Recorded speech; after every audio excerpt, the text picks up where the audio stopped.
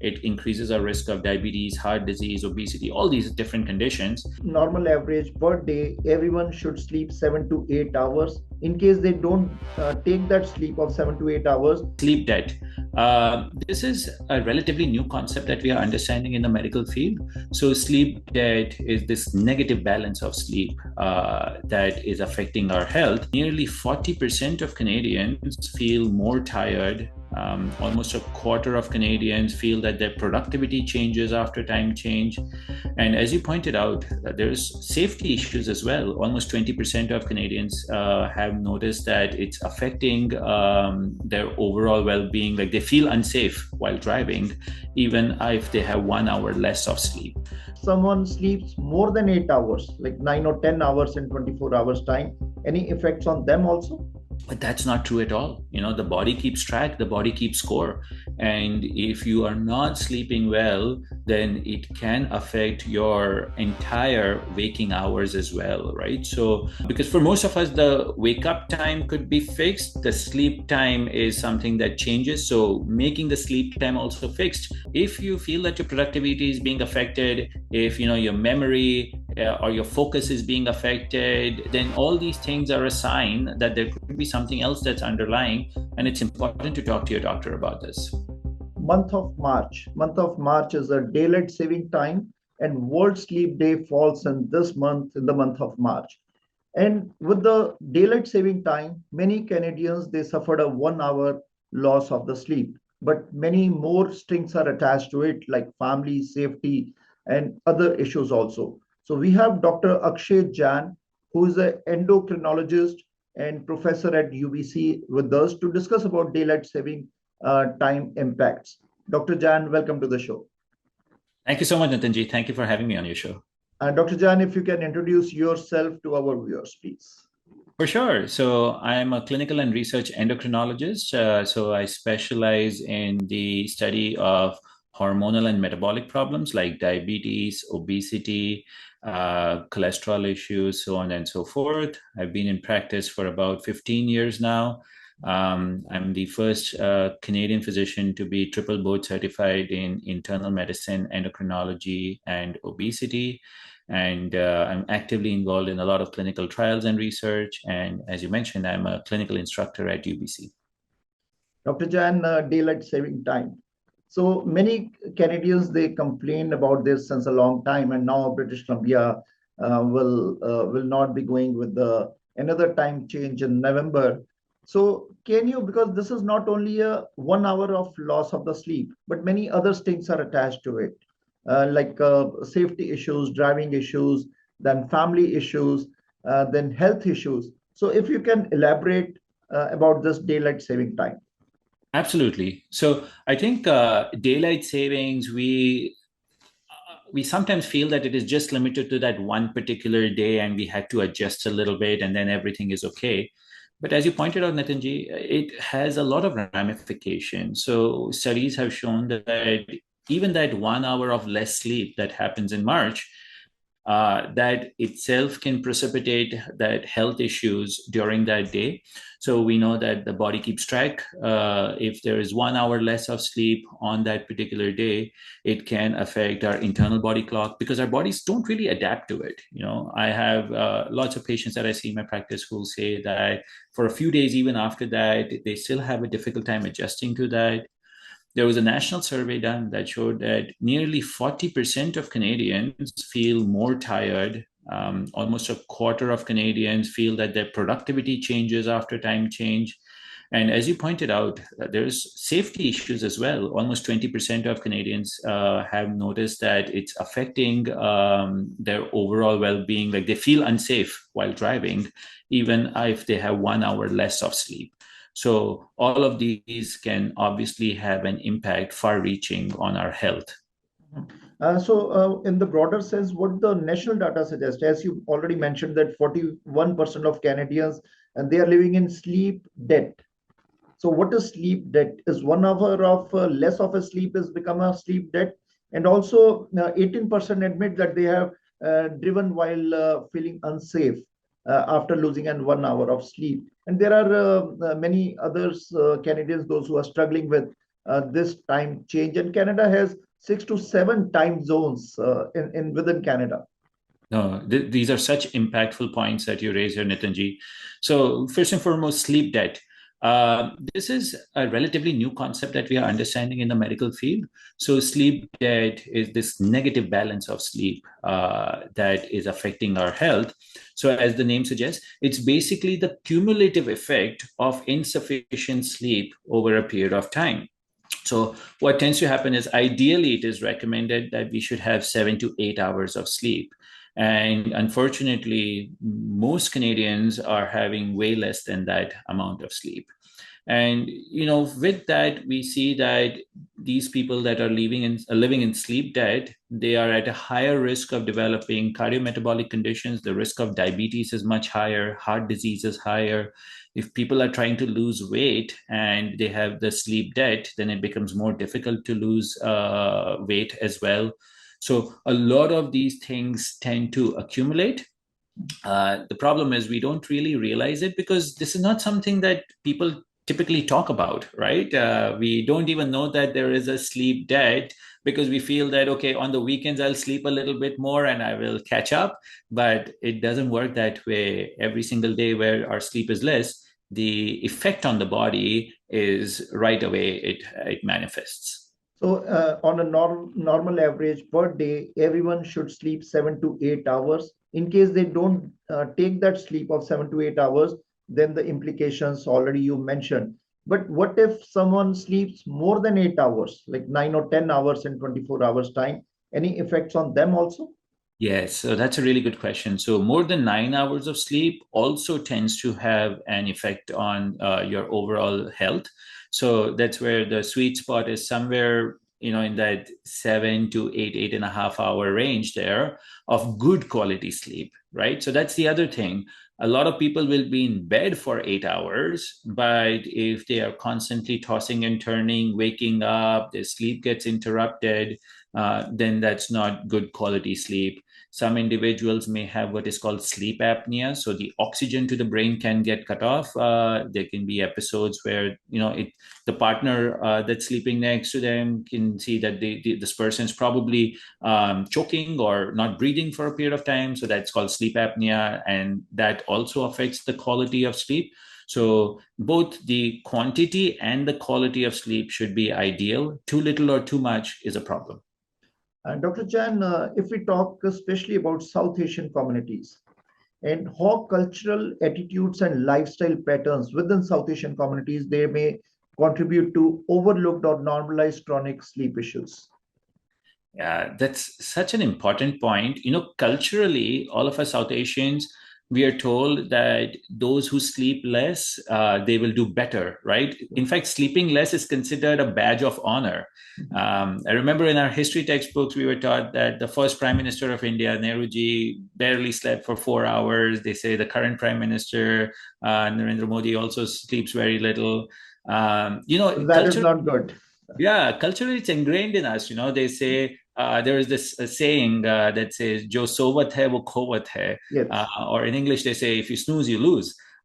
So we are taught that sleeping is not really a good thing. If you stay longer awake for longer, and if you work harder, then that's a good thing. But that's not true at all. The body keeps track, the body keeps score. And if you are not sleeping well, then it can affect your entire waking hours as well, right? So I think, as you pointed out, from a cultural perspective, this is something that needs to be talked about. The other thing also is that, different, as you pointed out, South Asians are multi-generational families, right? So different generations live in the same household. And let's say if there is a new daughter-in-law at home, and if she wakes up later than the mother-in-law, then that's considered to be a cultural faux pas. So that's something that again, the sleep of each generation can get affected.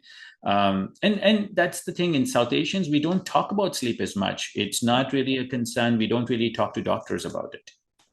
Dr. Jan, the impact of daylight saving time on sleep routines and why seasonal disruptions can expose deeper year-round sleep challenges. Yeah, so that's the thing, right? Because we are seeing that a lot of people already have, so 60% of Canadians have a difficult time already falling asleep, and 70% of Canadians suggest that they have a difficult time staying asleep. So when on top of this you add the daylight saving issues or the seasonal disruptions, it affects us even more. So from a seasonal disruption perspective, ideally, we need to be exposed to sunlight in the morning when we wake up and go about and things like that. So unfortunately in Canada, we during winter months the exposure to sunlight is quite limited. So that alone will overall increase our metabolic health effects. We also say that because of these sleep disruptions, because your productivity is affected, the mood is affected, driving gets affected. So it's basically a big safety issue. As the British Columbia already took a decision, they won't be changing a time in November now. So what other provinces should follow now? Because they watched, American provinces also watched, and Canadian provinces also watched this British Columbia's daylight saving time. So what other provinces should do as per the science, as per the medical terms? I think the science is there, but it's also important that as a country we are, together in that and uniform in that, because a lot of us, even though we might be working in one province in British Columbia, we might be working from home and coordinating with a team that's across the country. And if one province changes and the others don't, then it creates a lot of confusion as well with our work patterns. And obviously, it can then in turn also affect productivity, because let's say if one province is not changing their time, but the next province has done that, Yes, you a still lot have to of wake up confusion sooner or also. later. Exactly. Yes. So, Dr. Jain, can you suggest some practical steps for maintaining healthy sleep patterns through seasonal changes? Absolutely. So first and foremost, it's important to look at our sleep hygiene. So set a good bedtime and try to stick to it as much as possible, so that you can get your good 7 to 8 hours of sleep. Because for most of us, the wake up time could be fixed. The sleep time is something that changes. So making the sleep time also fixed will allow us to get that. Ensuring that you avoid screen time exposure when you're in bed. If you're laying in bed and watching TV or looking at your phone, that actually still will stimulate your brain and it becomes more difficult to fall asleep right after. So at least half an hour before going to bed, avoid screen time exposure, making sure that there's no caffeine exposure as well. Culturally, some of us may have tea in the evening, and that can then affect our ability to fall asleep. Making sure that the temperature in the room is regulated and helping us go to bed, and fall asleep and stay asleep. In the morning when you wake up, it's important to have exposure to sunlight as much as possible during the daylight hours. And when it's night, you want to obviously have less light exposure during sleep time. So using blackout curtains can help as well. So lots of different things that one can do. If despite this, if individuals are having a difficult time falling asleep or staying asleep, it's important for us to recognize that this is a medical condition. It's a medical disease, insomnia, and it's important to seek medical help. Back in the day, we had some medications that were a little habit forming, and that's why sleep medications weren't being used. But now we've got a lot of really good, safe medications that can be used, and it can help us overcome our sleep debt. There is a common misconceptions around around the normal fatigue also. So when does the individual should seek professional medical guidance in that scenario? I think the sooner the better. Fatigue is one of those things that we let slide by for a while before we actually pay attention to it. We can attribute fatigue to different environmental circumstances, or we sometimes say, oh, it's just part of growing older. but there can be a lot of underlying things, sleep of course being one of those. So if you feel that your productivity is being affected, if you know your memory or your focus is being affected, then all these things are a sign that there could be something else that's underlying, and it's important to talk to your doctor about this. Okay, and then Dr. Jan, if you can wrap this up with the daylight saving time, what is your message on that to the Canadians and also about the sleep debt? Because Canadians should feel healthy, safe, there should not be any implications on them. And with the medical advice from you, what they should do on daylight saving time and sleep debt. Absolutely. So even that one day, if you don't sleep for that 1 hour, it can affect your health that particular day and a few days after as well. So during daylight saving, just make sure that you plan ahead and go to bed earlier so that you can still get those 7 to 8 hours of sleep and it doesn't disrupt your body. That's as far as the immediate management of daylight saving is concerned. It's also important to listen to your body. If you feel sleep deprived, if you feel that you haven't gotten adequate rest, then it's probably best to avoid using heavy machinery or driving because you're putting your health and others at risk as well. And as far as overall sleep debt is concerned, this is a very serious problem. It's one of those things that has effects that you and I don't realize, where it increases our risk of diabetes, heart disease, obesity, all these different conditions.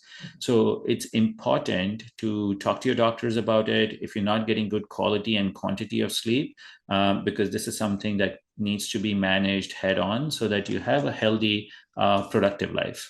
हमें ये message आप अगर हिंदी में भी दे दें कि Canadians because जैसे हमने डिस्कस किया प्रोग्राम में कि डे लाइट सेविंग टाइम इसके इम्प्लीकेशंस हैं, इसके साथ स्टिंग्स जुड़े हुए हैं, family issues, safety issues, health issues and sleep का जो कमी है, डेट, स्लीप डेट जो कैनेडियंस फेस कर रहे हैं, 41% ऑफ कैनेडियंस जो है उनको प्रॉपर स्लीप नहीं मिल रही। एंड एज पर यू जो हमने प्रोग्राम में डिस्कस किया कि 7 to 8 hours की स्लीप बहुत जरूरी है, otherwise we can have these all medical issues in the body। and canada के अंदर 6-7 टाइम जोन्स हैं। अगर क्या करना चाहिए day light saving time and sleep को पूरा करने के लिए कैनेडियंस को एज पर मेडिकल एडवाइस? जी बिल्कुल। तो जब हमारी नींद पूरी नहीं होती है तो उसका जो प्रभाव होता है शरीर पर, वो ना केवल उसी दिन बट बाकी दिन पे भी उसका प्रभाव होता है। तो जो लोग 7 घंटे से कम सोते हैं, आइडियली रेकमेंड करते हैं कि हम 7 घंटे एटलीस्ट सोए, बट अगर 7 घंटे से कम नींद आ रही है तो जो मधुमेह या डायबिटीज है उसकी रिस्क बढ़ जाती है। हृदय रोग जो हार्ट डिजीज होती है उसकी रिस्क भी बढ़ सकती है। मोटापा के जो लोग मोटापे से पीड़ित है उनको वेट लॉस या वजन कम करने में दिक्कत आ सकती है। तो ये सारी चीज़ें जो है आपकी नींद से बहुत गहरा संबंध रखते हैं। एंड ये भी ज़रूरी है कि अगर आप ठीक से सो नहीं पा रहे हैं, जैसे ये बहुत ही आम बात होती है, जैसे नितिन जी आपने बताया कि कैनेडियंस 40% लोग जो है उनको नींद जो है, नींद की मात्रा कम होती है। तो अगर आप या तो आपकी नींद की क्वालिटी या क्वांटिटी दोनों अफेक्टेड है, तो ज़रूरी है कि आप अपने डॉक्टर से बात करें ताकि उसकी जांच कर सके, पता चल सके कि क्यों हो रहा है। बहुत सारी ऐसी कंडीशंस होती है जिसकी वजह से हमारी नींद अफेक्ट हो सकती है, तो ये जानना बहुत ज़रूरी है। एट द सेम टाइम जब भी डे लाइट सेविंग्स होती है, अगर आप 1 घंटा कम सोए हैं उस दिन, तो ये जानना बहुत ज़रूरी है कि जब आप उठे तो आपको कैसा महसूस हो रहा है। अगर आप थकान महसूस कर रहे हैं तो ये आपकी ड्राइविंग वगैरह पे अफेक्ट कर सकता है, तो बहुत ज़रूरी है कि उस दिन फिर आप ड्राइविंग ना करें। एट द सेम टाइम उसकी प्रिपरेशन भी कर ले आप। तो जिस दिन डे लाइट सेविंग्स हो रही है, अगर 1 घंटा जल्दी आप उठेंगे डे लाइट सेविंग्स की वजह से, तो ज़रूरी है कि आप 1 घंटा जल्दी सोए ताकि आपको वो नींद फिर भी मिल सके। एंड ओवरऑल जो है, जैसे मैंने बताया कि जो स्लीप हाइजीन जिसे बोलते हैं, कि कुछ ऐसी चीज़ें हैं जो आप और मैं जब करेंगे तो हमारी नींद की क्वालिटी इंप्रूव होती है। जैसे कि सोने से पहले आप स्क्रीन टाइम लिमिट रखें, तो फ़ोन या टीवी ना देखें। आप क्या कॉफ़ी या चाय का सेवन ना करें सोने के पहले, क्योंकि उससे आपकी स्लीप अफेक्ट हो सकती है। सकती है। और जब भी आप सवेरे उठे तो जितना हो सके उतना आप सूर्य की रोशनी को एक्सपोज कीजिए खुद को, ताकि उससे जो है बॉडी को भी जो बायोलॉजिकल क्लॉक होती है हमारी, जो डे और नाइट की जो साइकिल होती है, वो सही तरह से वो बैलेंस में रह सके। Dr. Jan, thank you very much for this vital information, and thank you very much on this. Thank you for having me, Nitin ji. Thank you. Pleasure.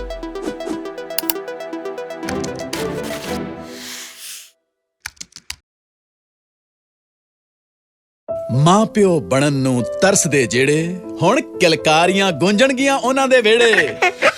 ਕਿਉਂਕਿ IVF ਹੁਣ ਹੈ ਸੇਫ, ਅਫੋਰਡੇਬਲ ਐਂਡ ਰਿਲਾਇਬਲ। ਜੀ ਹਾਂ, ਤੁਹਾਡੀ ਆਸ ਤੇ ਸਾਡਾ ਵਿਸ਼ਵਾਸ ਜ਼ਰੂਰ ਪੂਰਾ ਹੋਵੇਗਾ। 20 ਸਾਲਾਂ ਦੇ ਤਜਰਬੇ ਅਤੇ 10,000 ਤੋਂ ਵੱਧ ਜੋੜਿਆਂ ਦੇ ਸੁਪਨੇ ਸਾਕਾਰ ਕਰਨ ਵਾਲੇ ਜਲੰਧਰ ਦੇ best IVF specialist doctor Sarabjit Singh. ਬਸ ਟਿਕਟ ਟੂ ਇੰਡੀਆ ਕਰਾਓ, ਮਾਪੇ ਬਣਨ ਦੀਆਂ ਖੁਸ਼ੀਆਂ ਲੈ ਆਓ। ਹੁਣੇ ਕੰਸਲਟ ਕਰੋ ਡਾਕਟਰ ਸਰਬਜੀਤ ਸਿੰਘ ਦੇ ਨਾਲ। ਦਿੱਤੇ ਗਏ ਨੰਬਰ ਤੇ ਕਾਲ ਕਰੋ ਜਾਂ ਵੈਬਸਾਈਟ ਵਿਜ਼ਿਟ ਕਰੋ।